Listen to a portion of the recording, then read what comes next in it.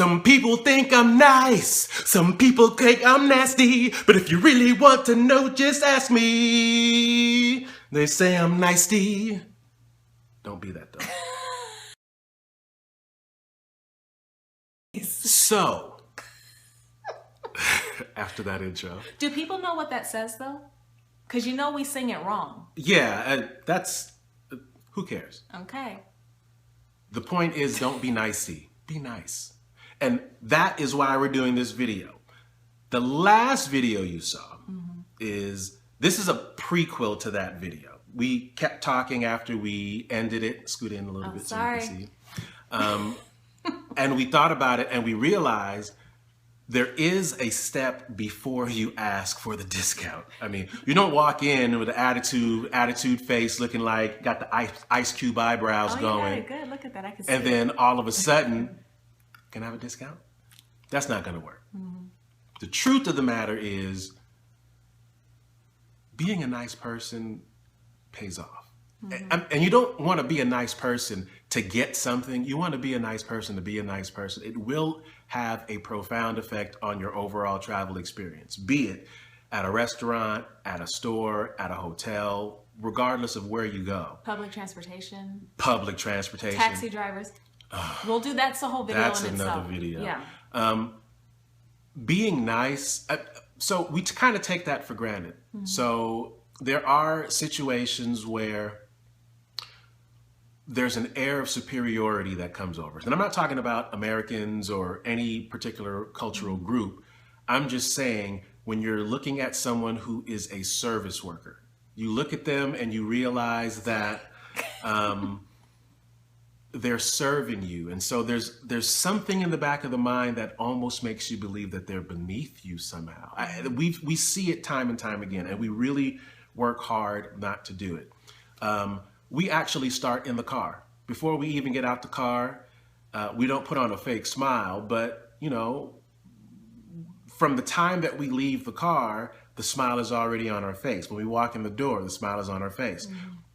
When people pass us on our way in, they may be grumpy. We'll still say hello. We'll still open the door for them. We'll still let them pass in. We walk in, we see workers. Hey, how you doing today? Smile, so and so and so. When we get in line, by the time we get to the cashier, we pretty much do this every single time now, where we look at their name tag, call them by name and say something along the lines of, how's your day been? You know, have people been nice to you today? Did you just start your shift? Are you at the end of the shift? And however they respond, we just engage them in conversation. I've had situations where the person looked completely nasty. And the second you ask them about them and their day, complete change on their face. Just, you know, not that good. Today's been a really hard day. Why? Oh, so and so and so, blah, blah, blah, blah. And all of this is happening within the time of them checking our stuff. We're not holding the line up. This is still just a very short 1 or 2 minute conversation. But doing that gives you the best opportunity to enjoy that total experience. If you look at a lot of reviews, we've done a review show. A lot of times the negative reviews people have is not about the experience of being someplace, staying at a hotel, but it's the interaction of the staff that made them say, I'm giving this a 1 star. Whereas had they engaged and had a better experience with that, they would have given it something higher. So it does have an effect. Now, on the international front, it can also pay pretty high dividends as well. You don't have to be a comedian to have a sense of humor or to be able to laugh at yourself or smile or whatever. Customer service is another conversation that we need to have when you're talking about internationally, because things operate a little bit different, but that doesn't have to change you and who you are. If you are a nice person, a genuinely nice person, not just for the discount, people can see through that. People can read that. People can feel that. We've had plenty experiences internationally, especially when it comes to food, where people will start bringing stuff to the table just because we've engaged them in conversation. Even if it's a language that we don't know, we've taken the time to learn a few words or a few phrases, and we're stumbling through it and we're smiling about it and we're trying to have a good time. they'll bring stuff over and tell us about it. You know, we're not the arrogant Americans. We're inquisitive. So what's this? Who made this? Where is this from? Even if we already know the answer, people have pride in expressing their food, their culture, their language, their wine, their everything. And because that you have opened yourself up to that experience and you're so willing to receive it, a lot of times they give you something a little bit extra. Free stuff is always good. My favorite price. I think the food tastes better when you know you're not paying for it. Quick example. We keep referencing Portugal because that was our last big trip. They have this thing called pão de Deus, God bread, bread of God. And it really is. So imagine the King's Hawaiian bread with a sweet coconut layer about 1/8 of an inch thick baked on top of it, baked into it. Now, if you don't like coconut, that's not gonna be your vibe. For you, But if you're like me, and I love me some coconut, oh man, you had a moment. Oh, you were man. transported back there. man. So Tell people how you told me about the day when I came home, though. You got to start it off with that. what you talking about? So this moment, this experience, I walk in the door because he let me explore on my own. He said, I got me a girlfriend. Oh yeah, He said, I got me a girlfriend. I said, what? So Yes. we did a Airbnb someplace in Lisbon, and when I walked to the grocery store on the way back, I noticed that the bakery, it's a little chain bakery, but it's fantastic. Your reaction to the bakery when you found it? My life now has meaning. I'm like, well, thank you. You know, all this I didn't time mean it together. like that. I was just happy because I Okay. get me some God bread. Yes, Anyway, yes, okay. so I walk in and we're having a conversation in Portuguese. I'm not going to try to recreate it, but not in Portuguese. But I said, Well, you should. no, I would like a gigantic pão de Deus. And she said, gigantic. I said, yeah, look at me. I'm a big man. Did you rub your belly? Yeah, actually, I did. Jason, he rubbed his belly. And she died laughing. She thought that was the funniest thing.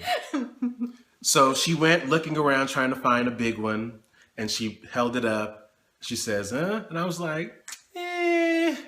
So she put it in the bag and she said, this is for you?